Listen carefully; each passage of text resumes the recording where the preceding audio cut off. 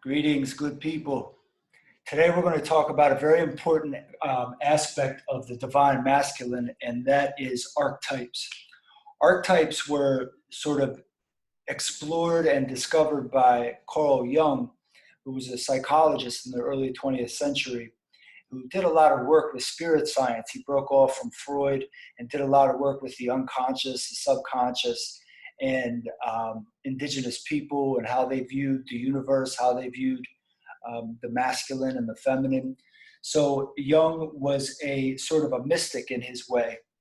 And anyway, he sort of put forth this idea of archetypes that the male, in our case, embodied throughout history and throughout the psyche of mankind being the broader species. And basically, he lays a foundation for 6 archetypes that we see.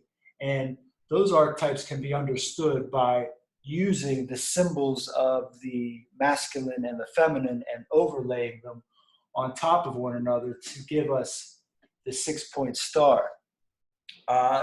We've seen it before, Judaism, etc. But really, in the end, it's a symbol of balance. It's a symbol of balanced masculine and feminine.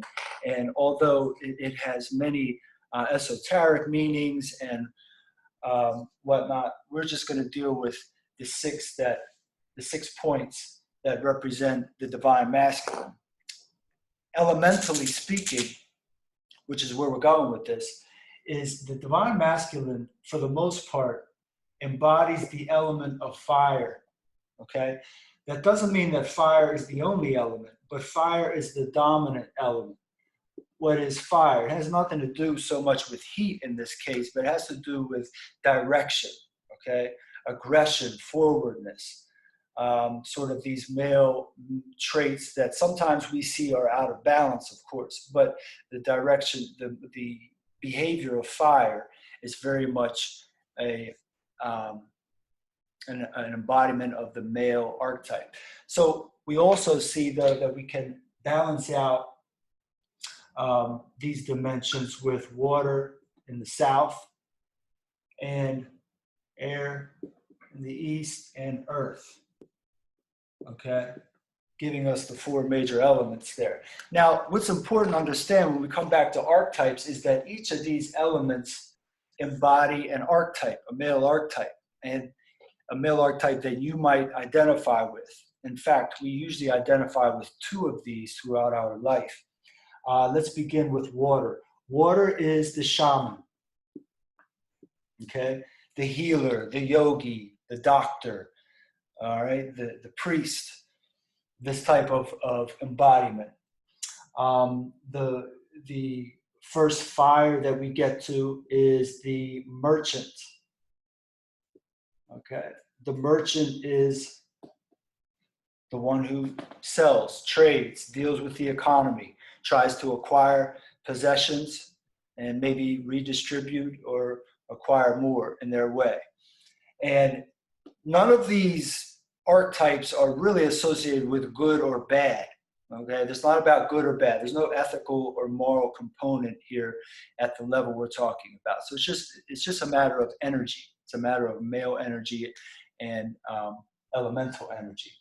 Air is the joker, all right? The joker is the character, maybe the funny, the comedian, the spontaneous one, the one who you can't really predict their actions. Maybe they're here, maybe they're there. Maybe the joker could be embodied by someone who's not really somebody you could trust either. They're always playing games or playing tricks. The clown, that type of thing. Another fire, when we come around to it, is the north, which is the warrior. Okay? Again, not good or bad. The peaceful warrior is someone who's prepared for battle and not really consumed with aggression. And then you have warriors who are more aggressive and dominant and maybe even violent, harsh, cold, ruthless.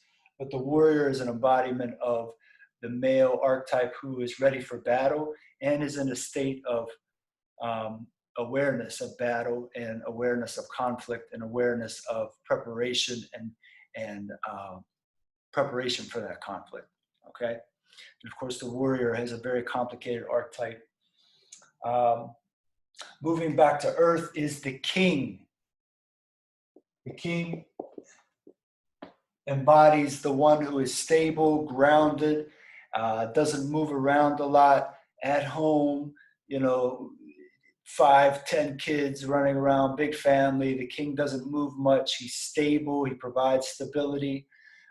This is, sometimes embodied by a leader of many types and in many different realms, but, it has that quality of being stable and offering security and offering leadership.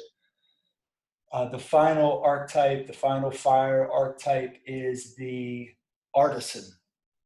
And the artisan is the artist, okay? The dancer, even in this case, it could be kind of a sports element today, or the writer, the one who expresses themselves, the singer, okay? Any form of art. So these are the 6 male archetypes. These are their matching elements. And ironically, it's not about being one archetype all of your life, or being one type.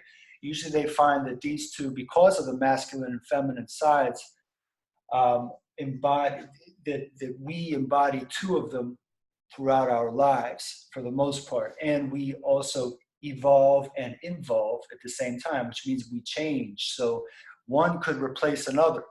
You could be a joker merchant and then have an experience that changes you, or just change over time, and then you're a warrior merchant. Okay, these go in a certain order, but yet they don't. Okay, as far as the development of consciousness, and that's a whole nother story. But for now, do some reflection on your own life, your own actions. What type of energy do you embody when it comes to these elements, when it comes to these archetypes, and which are the 2 maybe that you identify with in your divine masculinity? All right, hope you enjoyed the lesson today, everybody. Peace to Ashe. See you next time.